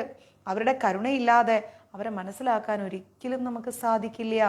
രാധാഷ്ടമി അല്ലെങ്കിൽ രാധാറാണിയുടെ ആ ഒരു അവതാര ദിവസം, പ്രത്യക്ഷ ദിനം എല്ലാ വർഷവും വളരെയധികം എന്താ പറയുക, ഭയങ്കര സെലിബ്രേഷൻ ആയിട്ടാണ് ബർസാനയിൽ ആഘോഷിക്കുന്നത്. ഇനി ഞാൻ ക്ലാസ്സിൽ ഇടയ്ക്ക് പാട്ട് കേൾപ്പിച്ചുതരാം, നിർത്തരുത്. എല്ലാവരും ഇങ്ങനെ രാധാറാണിയുടെ നാമത്തിൽ ഇങ്ങനെ ആറാടി ഇരിക്കുകയാണ്. പക്ഷെ നമുക്ക് കുറച്ചും കൂടെ കാര്യങ്ങൾ രാധാറാണിയെ കുറിച്ച് അറിയാം അല്ലേ. വ്രജമണ്ഡലത്തിൽ നിന്ന് വന്ന 2 പ്രഭുക്കന്മാർക്ക് ഗുരുവായൂർ മഞ്ജരീസിന്റെ ഹൃദയം നിറഞ്ഞ എന്താ പറയുക കരുണ, അല്ലെങ്കിൽ അവരുടെ തൃപ്പാദങ്ങളിൽ നമ്മൾ പ്രണമിക്കുന്നു. രാധാറാണിയുടെ കാര്യം പറയുമ്പം വ്രജത്തിൽ നിന്ന് രാധാറാണിയുടെ നാമവുമായി അവിടെയുള്ള വ്രജമണ്ഡലത്തിലെ വ്രജവാസികൾ എത്തുക എന്ന് പറയുന്നത് വളരെ ശ്രേയസ്കരമാണ്. ജയ് ഹോ ഹരേ കൃഷ്ണ. പ്രഭുജി ധന്വൻ പ്രണാമം. ജയ് ശ്രീ രാധേ രാധേ. ജയ് ശ്രീ കൃഷ്ണ. ജയ് ശ്രീ രാധേ രാധേ. ഠാക്കൂർജി കി ജയ്. ഹരേ കൃഷ്ണ. ഇനി നമുക്ക് രാധാറാണിയുടെ മഹത്വത്തെക്കുറിച്ചൊന്ന് പറയാം. സാദർ പ്രണാം. ഹരേ കൃഷ്ണ പ്രഭുജി. ഹരേ കൃഷ്ണ. അപ്പോൾ നമുക്ക് രാധാറാണിയുടെ മഹത്വത്തെക്കുറിച്ചൊന്ന് പഠിക്കാം അല്ലേ. ശ്രീമതി രാധാറാണി എപ്പോഴും കൃഷ്ണൻ്റെ കൂടെ തന്നെയാണ്. ഒരു നിമിഷം പോലും അവർ തമ്മിൽ പിരിയുന്നില്ല. മാധവനെ എപ്പോഴും ശ്രീമതി രാധാറാണിക്ക് കണ്ടുകൊണ്ടേയിരിക്കണം എന്നുള്ളതാണ് നമ്മുടെ പാവം ഉണ്ണിക്കണ്ണൻ. മാധവൻ്റെ കാര്യം ആലോചിച്ചു. രാധാറാണി അങ്ങോട്ടും ഇങ്ങോട്ടും വിടില്ല മാധവനെ. 2 പേരും ഇങ്ങനെ എപ്പോഴും ഒരുമിച്ച് തന്നെയാണ്. കുറച്ചു നേരം പോലും 2 പേരും സെപ്പറേഷൻ ഉണ്ടാവില്ല. ഗോപാലോത്തര തബാനയിൽ നിന്ന് നമ്മൾ പഠിക്കുകയാണെങ്കിൽ അദ്ദേഹം പറയുന്നു, ശ്രീമതി രാധാറാണി എന്ന് പറഞ്ഞു കഴിഞ്ഞാൽ മഹാഭാവയുടെ മൂർത്തി ഭാവമാണെന്നാണ് പറയുന്നത്. കാരുണ്യത്തിൻ്റെ ഏറ്റവും ഉയർന്ന ഭാവമാണ് ശ്രീമതി രാധാറാണി, അല്ലെങ്കിൽ അത്യുന്നതമായിരിക്കുന്ന പരമാനന്ദമാണ് ശ്രീമതി രാധാറാണി.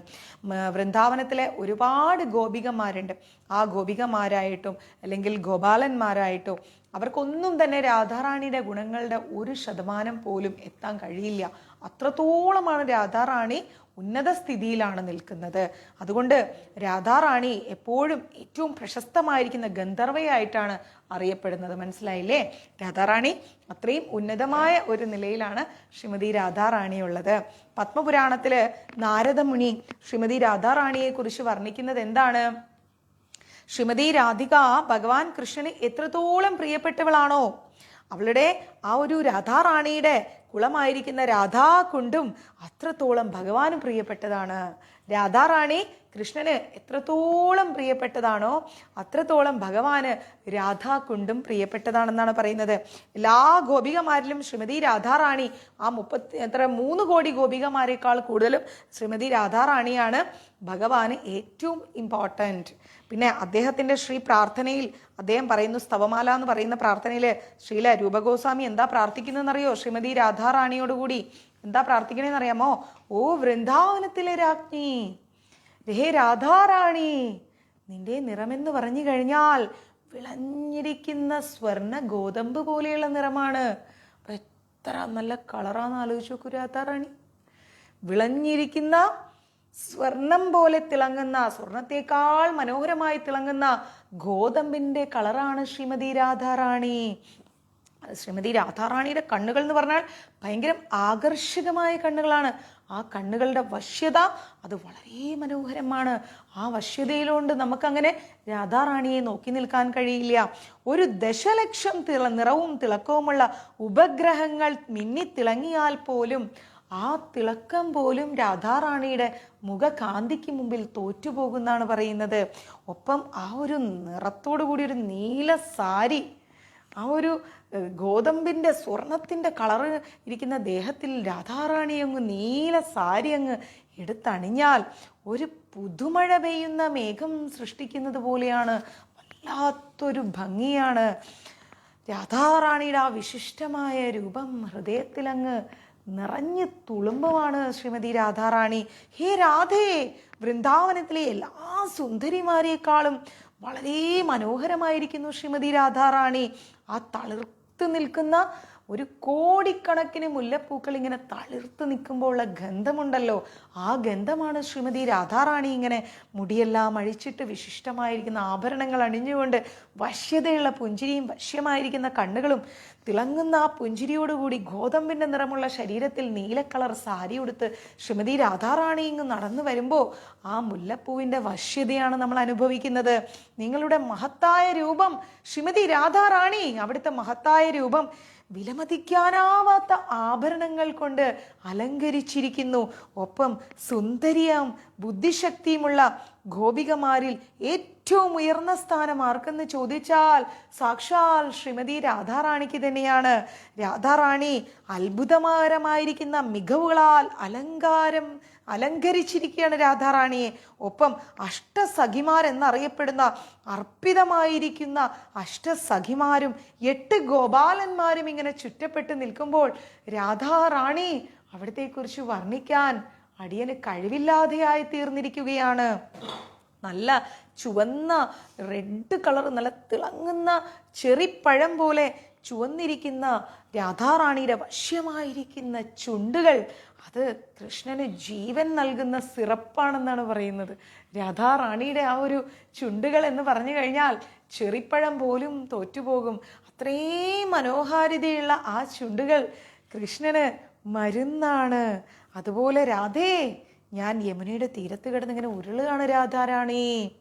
പ്രതീക്ഷകൾ നിറഞ്ഞിരിക്കുന്ന എൻ്റെ ആ ഒരു പാവനമായിരിക്കുന്ന ഹൃദയം എല്ലാ വിനയത്തോടും കൂടി രാധാറാണി അമ്മയെ കാണാൻ ആഗ്രഹിച്ച് പ്രാർത്ഥിക്കുകയാണ്. ഞാനൊരു കുറ്റവാളിയാണ്, ദുഷ്ടനാണ്, ഒരു നികൃഷ്ടനാണ്. ഇതെല്ലാം ചെയ്തു വന്ന അനേകായിരം ജന്മങ്ങളാൽ പാപം ചെയ്ത ഒരു നികൃഷ്ട ജന്മമായിരിക്കുന്ന കുറ്റബോധമുള്ള ഒരു വ്യക്തിയാണ്. അമ്മയുടെ നാമം പറയാൻ പോലും എനിക്കൊരു അർഹതയില്ല.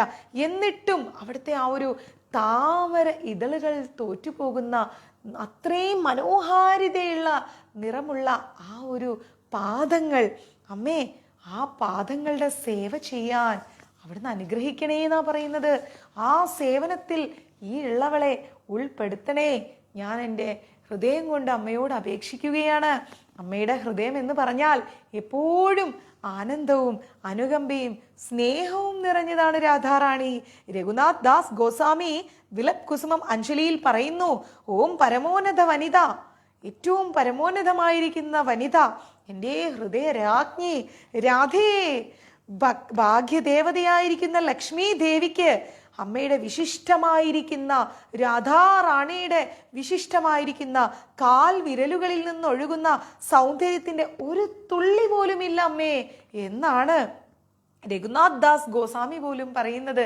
ലക്ഷ്മി ദേവിക്ക് പോലും രാധാറാണിയുടെ ആ ഒരു പാദങ്ങളുടെ വിരലുകളിൽ നിന്നൊഴുകുന്ന ആ ഒരു സൗന്ദര്യത്തിന്റെ തുള്ളി പോയി ലക്ഷ്മി ദേവിക്ക് പോലുമില്ല.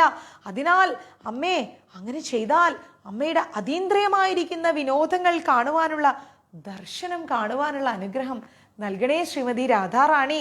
അങ്ങനെയെങ്കിൽ അതികഠിനമായിരിക്കുന്ന ദുഃഖത്തിന്റെ അഗ്നിയിൽ ജ്വലിക്കുന്ന നമ്മുടെ ഓരോരുത്തരുടെയും ജീവിതത്തിന് എന്താണ് അമ്മേ അർത്ഥമുള്ളത്? ഞങ്ങളുടെ ആ ജീവിതം മനോഹാരിതയിലേക്ക് എത്താൻ അമ്മയുടെ ഒരു വിനോദം കണ്ടാൽ മതി അമ്മേ.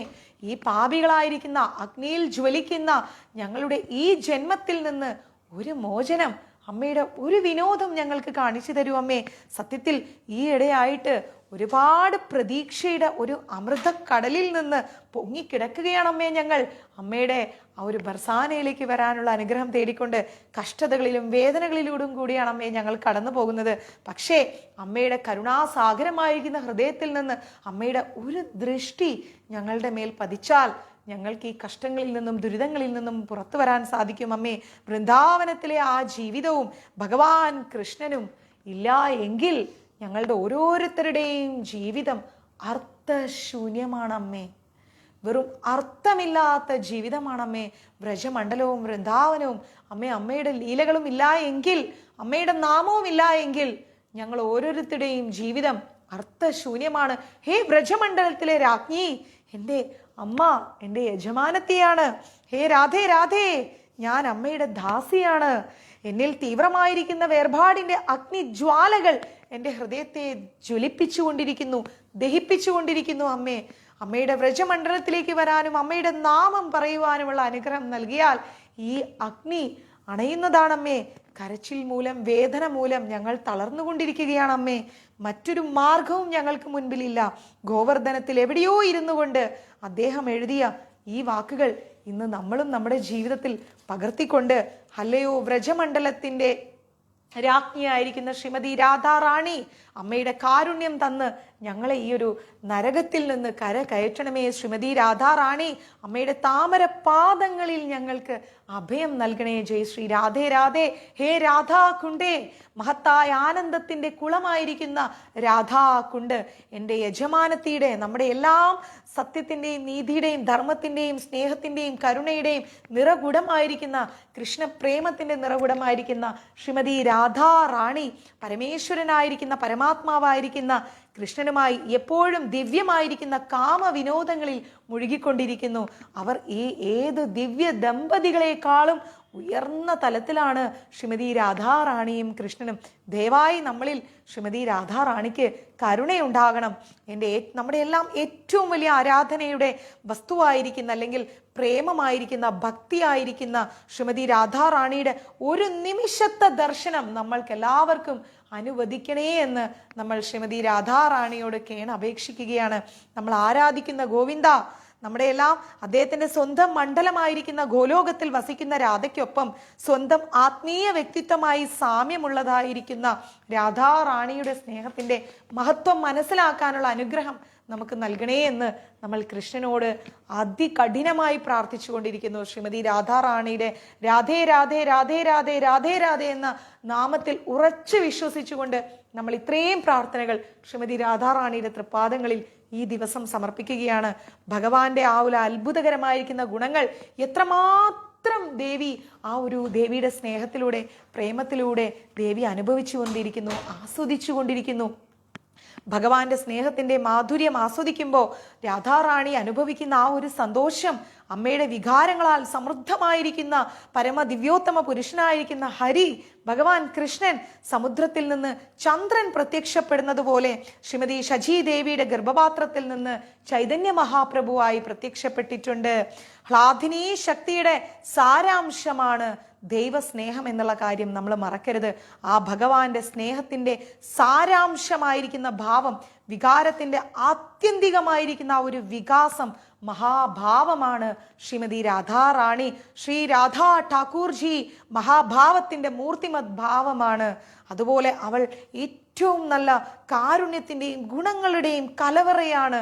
ഈ ഭഗവാൻ കൃഷ്ണനോടുള്ള എല്ലാ പ്രിയ പത്നിമാർക്കുള്ളിൽ നോക്കിക്കഴിഞ്ഞാലും ഏറ്റവും ഉയർന്ന തലത്തിൽ മിന്നിത്തിളങ്ങുന്ന അമൂല്യ രത്നമാണ് ശ്രീമതി രാധാറാണി. 2 ഗോപികമാർ, ശ്രീമതി രാധാറാണിയും ചന്ദ്രാവലിയും എല്ലാ അർത്ഥത്തിലും ശ്രേഷ്ഠയാണ്. എങ്കിലും അപ്പോൾ നമുക്ക് ഇടയ്ക്കൊന്ന് കട്ടായി പോയി, ക്ഷമിക്കണം. അങ്ങനെ ഇരിക്കെ ഭഗവാന്റെ അന്തർശക്തിയായിരിക്കുന്ന ശ്രീമതി രാധാറാണി, ഭഗവാന്റെ എല്ലാ വിനോദങ്ങളിലും ശ്രീമതി രാധാറാണി ഭഗവാനെ സഹായിക്കുന്നുണ്ട്. ഹേ പാർത്ഥ, 3 ഗ്രഹവ്യവസ്ഥകളിലും ഈ ഭൂമി പ്രത്യേകിച്ചും ഭാഗ്യമുള്ളതാണ് അല്ലേ? എല്ലാ ഗ്രഹവ്യവസ്ഥകളേക്കാൾ കൂടുതൽ ഭൂമി എന്ന് പറഞ്ഞു കഴിഞ്ഞാൽ വളരെ ഭാഗ്യമുള്ളതാണ്. കാരണം ഭൂമിയിൽ വൃന്ദാവന നഗരമുണ്ട്. എന്താ ഉള്ളത്? ഭൂമിയിൽ വൃന്ദാവന നഗരമുണ്ട്. അവിടെ ഗോപികമാർ വിശേഷാൽ മഹത്വരമുള്ളതാണ്. വ്രജവാസികളുണ്ട് അവിടെ. കാരണം അവരിൽ ശ്രീമതി രാധാറാണിയുമുണ്ട്.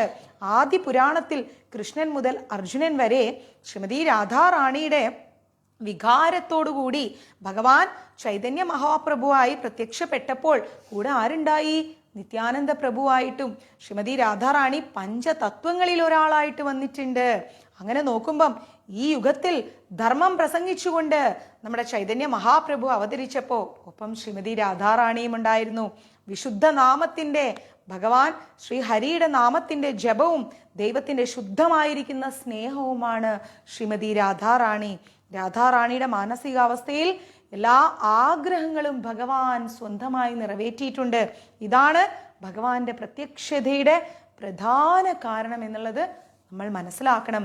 ശ്രീമതി രാധാറാണിയുടെ അനിർവചനീയമായിരിക്കുന്ന സൗന്ദര്യം എന്ന് പറഞ്ഞു കഴിഞ്ഞാൽ 15 വയസ്സുള്ള ശ്രീമതി രാധാറാണി യൗവനത്തിന്റെ തിളക്കമെന്നാൽ അതിന് ഇനിയൊരു മറ്റൊരർത്ഥമില്ല.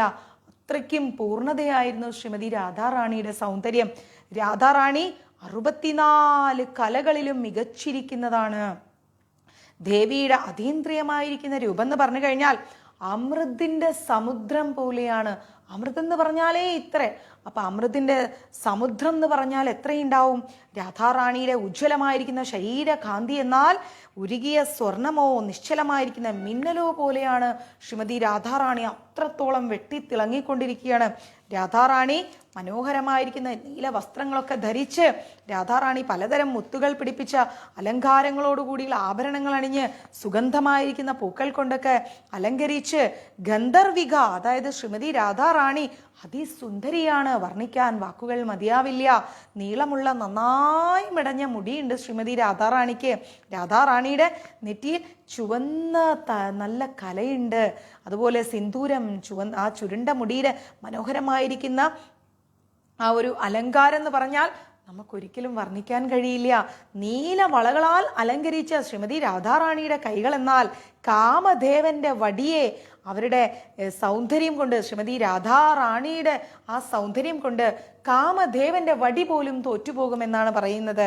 കറുത്ത ആ ഒരു കണ്ണിലെല്ലാം നല്ല ഭംഗിയുള്ള കറുത്ത മഷി കൊണ്ട് എഴുതിയിരിക്കുന്ന അലങ്കരിച്ചിരിക്കുന്ന ആ കണ്ണുകൾ, രാധാറാണിയുടെ വികസിച്ചിരിക്കുന്ന താമര കണ്ണുകൾ 3 ഗ്രഹങ്ങളിൽ വെച്ചിട്ടും അതിസൗന്ദര്യം നിറഞ്ഞിരിക്കുന്നതാണ്.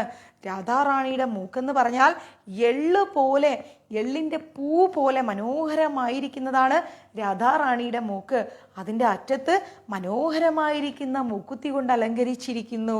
സുഗന്ധ ദ്രവ്യങ്ങളാൽ അഭിഷേകം ചെയ്യപ്പെട്ട ശ്രീമതി രാധാറാണിയുടെ സൗന്ദര്യം അനിർവചനീയമായിരിക്കുന്നു. രാധാറാണിയുടെ ചെവികൾ എന്ന് പറഞ്ഞാൽ അതിശയകരമായിരിക്കുന്ന കമ്മലുകൾ, വെട്ടിത്തിളങ്ങുന്ന കമ്മലുകൾ കൊണ്ടാണ് അലങ്കരിച്ചിരിക്കുന്നത്. ശ്രീമതി രാധാറാണിയുടെ ചുണ്ടുകൾ ഇറ്റു വീഴുന്ന താമരപ്പൂവിൻ്റെ ഇതളുകൾ പോലെ ഇരിക്കുന്ന ചുണ്ടുകളാണ്.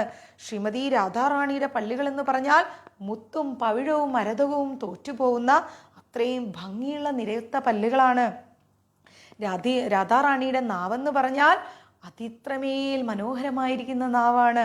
കൃഷ്ണനോടുള്ള നിർമ്മലമായിരിക്കുന്ന സ്നേഹത്തിൻ്റെ പുഞ്ചിരിയാൽ അലങ്കരിച്ച രാധാറാണിയുടെ സുന്ദരമായിരിക്കുന്ന മുഖം ദശലക്ഷക്കണക്കിന് ഉപഗ്രഹങ്ങളെക്കാൾ തിളക്കവും സൗന്ദര്യവുമുണ്ട്.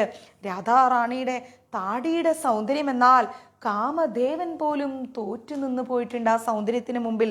കസ്തൂരി തുള്ളി കൊണ്ട് അലങ്കരിച്ച ശ്രീമതി രാധാറാണിയുടെ താടി ഒരു ചെറിപ്പഴം പോലെ, സ്വർണ്ണ താമര മൊട്ട് പോലെ ഇങ്ങനെ കാണപ്പെടുകയാണ് ശ്രീമതി രാധാറാണിയുടെ ആ താടി എന്ന് പറയുന്നത്. അതിമനോഹരമായിരിക്കുന്ന സൗന്ദര്യത്തിൻ്റെ എല്ലാ അടയാളങ്ങളാലും ശ്രീമതി രാധാറാണി അങ്ങ് നിറഞ്ഞിരിക്കുകയാണ്.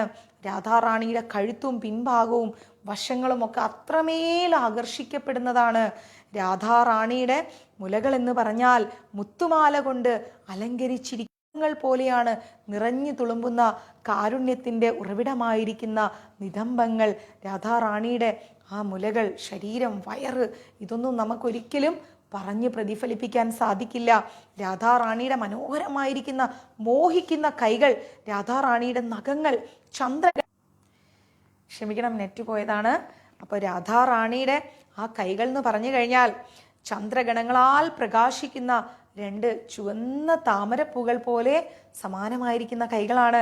രാധാറാണിയുടെ വിരലുകളെ രത്നമോതിരങ്ങളാൽ അലങ്കരിച്ചിരിക്കുന്നു. മനോഹരമായിരിക്കുന്ന മധുരമുള്ള അമൃത് നിറഞ്ഞതും ആഴത്തിലുള്ള ആ ഒരു സൗന്ദര്യം. രാധാറാണിയുടെ മനോഹരമായിരിക്കുന്ന അരക്കെട്ട് 3 ലോകങ്ങളെയും മയക്കിക്കൊണ്ടിരിക്കുകയാണ്. രാധാറാണിയുടെ ചരിഞ്ഞിരിക്കുന്ന ആ ഒരു ഇടുപ്പ്, ഈ ഭാഗം അതിമനോഹരമായിരിക്കുന്ന മെലിഞ്ഞ അരക്കെട്ടിലേക്കാണ് സൗന്ദര്യത്തിൻ്റെ പൂർണ്ണതയാണ് കാണിക്കുന്നത്. മടക്കുള്ള ആ വള്ളിച്ചെടിയാൽ ഇങ്ങനെ ബന്ധിച്ചിരിക്കുന്നത് പോലെയാണ് ആ അരക്കെട്ട്. ഒപ്പം മണിനാഥങ്ങൾ കൊണ്ടാണ് രാധാറാണിയുടെ അരക്കെട്ട് അലങ്കരിച്ചിരിക്കുന്നത്. 2 അതിമനോഹരമായിരിക്കുന്ന ആ ഒരു കാലുകൾ എന്ന് പറഞ്ഞു കഴിഞ്ഞാൽ കാമദേവൻ പോലും മയങ്ങി നിന്നു പോകും. വിവിധ തരത്തിലുള്ള അതീന്ദ്രിയമായിരിക്കുന്ന വിനോദങ്ങളുടെ അമൃത് നിറഞ്ഞ ജലസംഭരണികളാണ് രാധാറാണിയുടെ കാൽമുട്ടുകൾ എന്ന് പറഞ്ഞാൽ. രാധാറാണിയുടെ പാദങ്ങൾ എന്നാൽ രത്നമണിഞ്ഞിരിക്കുന്ന കണങ്കാൽ രത്നമണികളാൽ അലങ്കരിച്ചിരിക്കുന്നു. കാൽ വിരലുകൾ എന്നാൽ വരുണദേവന്റെ നിധി പോലെ മനോഹരമായിരിക്കുന്നു കാൽ വിരലുകൾ. ശ്രീ രാധാറാണിയുടെ അതീന്ദ്രിയമായിരിക്കുന്ന രൂപത്തിൽ 12 വ്യത്യസ്ത ആഭരണങ്ങൾ ധരിക്കുന്നുണ്ട്.